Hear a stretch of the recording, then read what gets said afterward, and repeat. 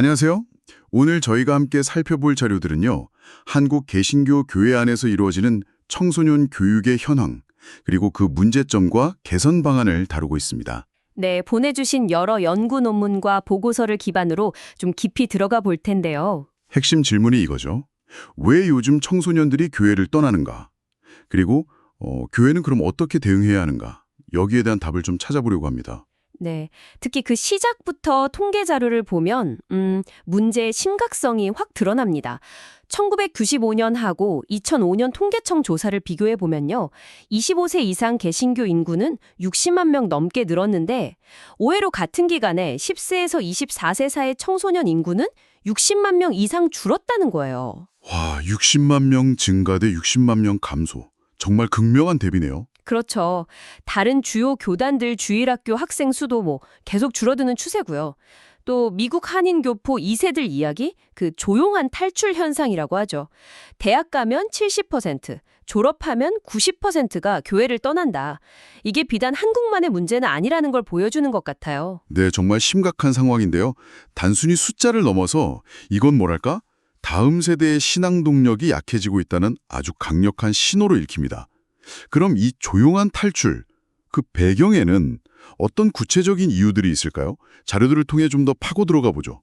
여러 연구에서 이제 공통적으로 지적하는 문제들이 있는데요. 첫째는 그거예요. 청소년들의 실제 삶하고 교육 내용, 방식이 너무 동떨어져 있다는 점입니다.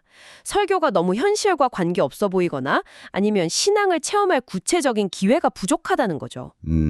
뭔가 맹목적인 믿음만 강요하는 분위기에 답답함을 느낀다거나 교리 자체의 어떤 모순? 배타성에 대한 거부감 같은 것도 있고요. 대한 문제 제기도 구체적으로 나오잖아요? 네, 봤어요.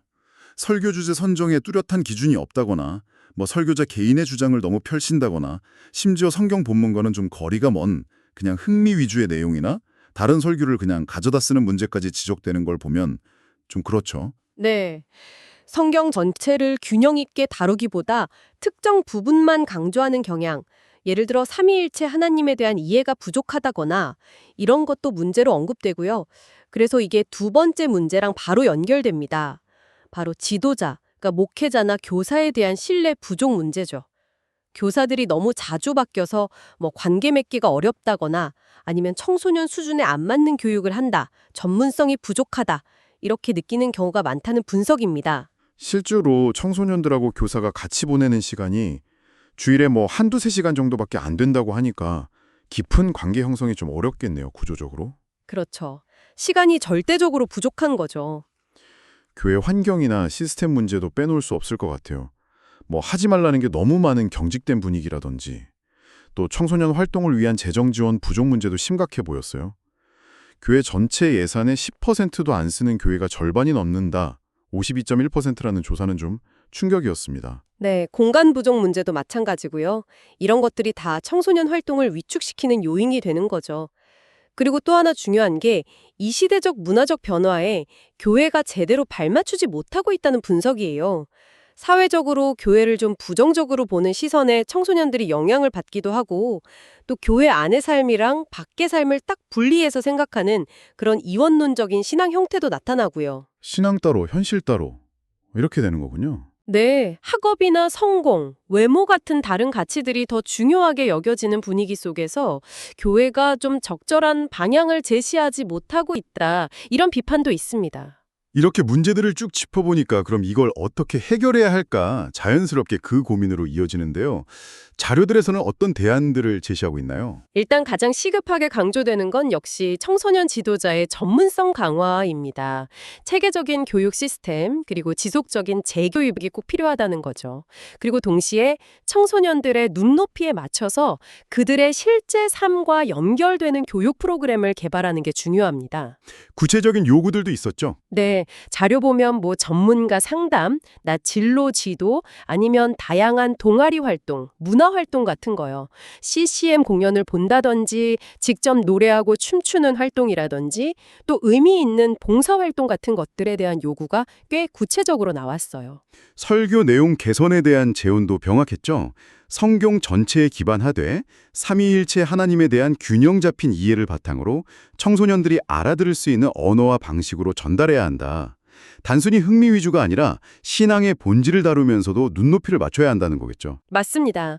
그리고 재정이나 공간 지원 확대는 뭐 기본적인 전제 조건이고요.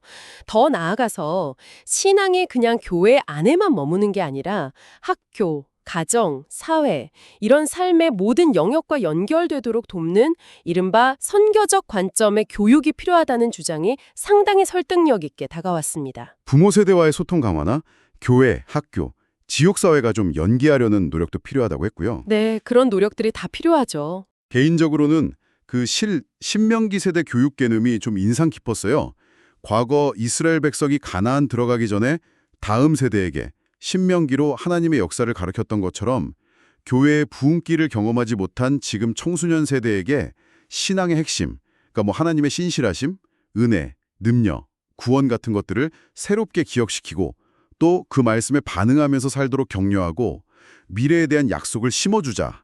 이런 접근인데 현재 상황에 대한 깊은 고민이 느껴졌습니다. 맞습니다. 결국 뭐 단순히 프로그램을 바꾸고 방법을 개선하는 걸 넘어서서 청소년 사역 자체에 대한 근본적인 인식 전환, 또 신학적인 고민, 그리고 교회 공동체 전체의 관심과 투자가 필요하다는 결론에 이르게 되는 것 같습니다. 네. 오늘 저희가 함께 살펴본 자료들은 한국교회 청소년 교육의 위기를 여러 각도에서 진단하고 또 구체적인 대안들을 제시해주고 있습니다.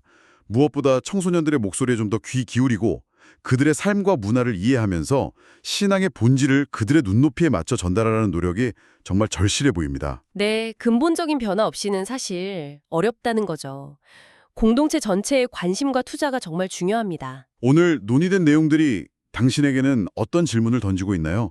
청소년 교육의 미래를 위해 당신이 속한 공동체는 어떤 첫걸음을 내디딜 수 있을지 한번 생각해보는 계기가 되기를 바랍니다.